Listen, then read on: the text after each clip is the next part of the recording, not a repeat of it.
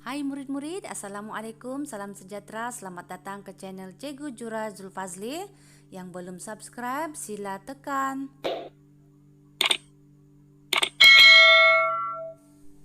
Agar tidak ketinggalan maklumat pembelajaran yang terkini. Jangan bimbang, percuma saja untuk subscribe. Hari ini kita akan sambung pembelajaran kita masih di dalam unit 6 yaitu mengejar juara.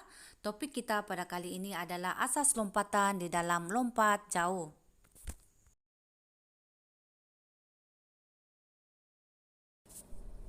Standard pembelajaran kita pada kali ini adalah 1.10.1 berlari dan melompat menggunakan sebelah kaki serta mendarat dengan kedua-dua belah kaki.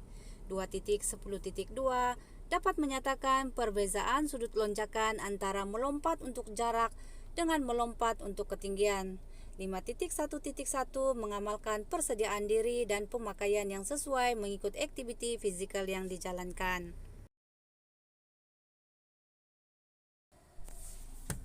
Baiklah murid-murid, apakah itu lompat jauh? Lompat jauh merupakan salah satu acara olahraga yang memerlukan atlet mendarat sejauh yang boleh dari tempat pelepasan. Lompat jauh ini memerlukan lakuan berlari, melompat sebelah kaki dan mendarat dengan kedua-dua belah kaki. Tidak boleh mendarat dengan satu kaki sahaja. Terdapat 4 fasa utama di dalam lompat jauh. Yang pertama, fasa lari landas ataupun fasa penujuan. Yang kedua, fasa lonjakan. Yang ketiga pula, fasa layangan. Dan yang terakhir adalah fasa pendaratan.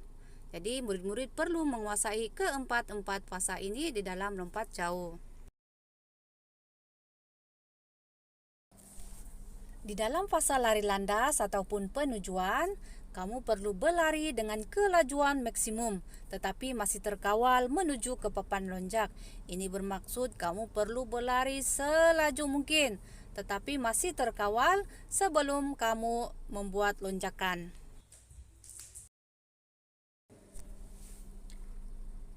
Fasa lonjakan merupakan lakuan melompat dari papan lonjak sebelum membuat layangan, di mana kamu perlu melonjak di papan lonjak dengan menggunakan kaki dominan bergantung kepada keselesaan kamu.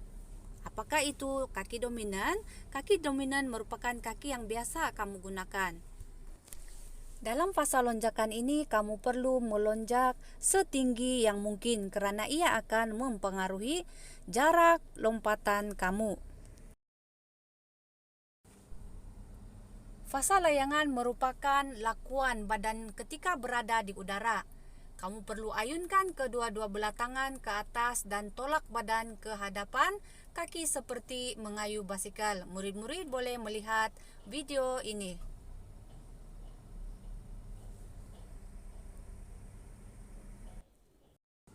Lonjakan yang kuat akan menyebabkan badan kamu berada lebih tinggi dan lebih lama di udara. Murid-murid, fasa terakhir di dalam lompat jauh adalah fasa pendaratan. Fasa pendaratan merupakan lakuan sentuhan bahagian badan kamu dengan tempat mendarat iaitu kawasan pasir. Apa yang perlu kamu lakukan di dalam fasa pendaratan ini adalah kamu perlu hulurkan kedua-dua kaki kamu ke hadapan serentak dengan mengayunkan tangan dari atas ke bawah. Semasa melakukan pendaratan, kamu perlu fleksikan lutut kamu untuk mengelakkan hentakan dan juga kecederaan di bahagian lutut. Murid-murid boleh melihat seperti video yang cikgu sediakan.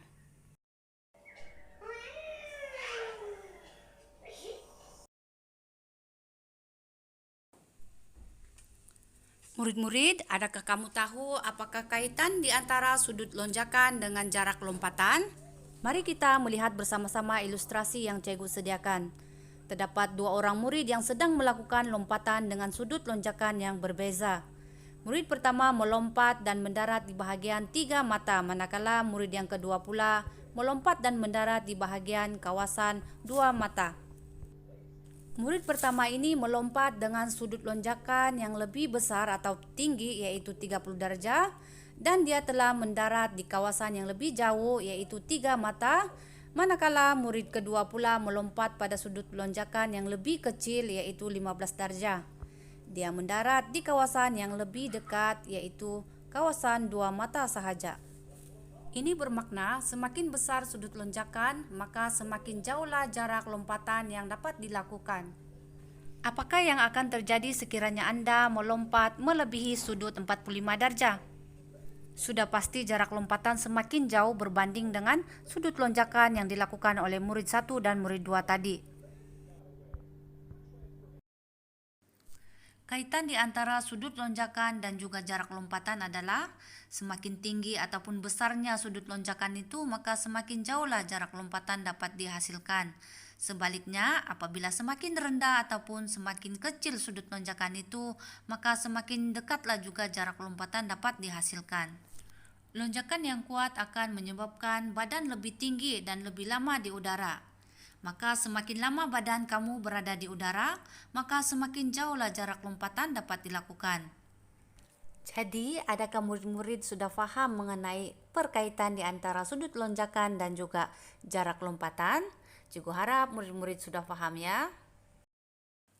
Murid-murid, antara kesalahan yang sering dilakukan di dalam acara lompat jauh adalah yang pertama, larian tidak mencapai tahap optimum. Yang kedua, jarak langkahan yang tidak tetap ataupun tidak sama semasa melakukan larian. Yang ketiga, melonjak sebelum ataupun selepas papan lonjak. Yang keempat, sudut lonjakan terlalu rendah menyebabkan jarak lompatan tidak jauh.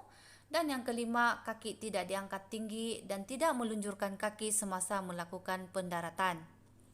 Murid-murid perlu mengelakkan kesilapan seperti ini sekiranya murid-murid ingin mengikuti pertandingan di dalam acara lompat jauh.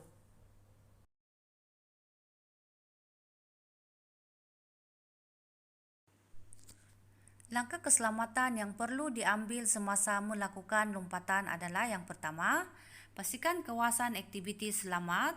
Yang kedua, pastikan kawasan lompatan tidak berbatu ataupun mempunyai benda yang tajam. Dan yang ketiga, perlu fokus dan jangan bergurau semasa melakukan lompatan.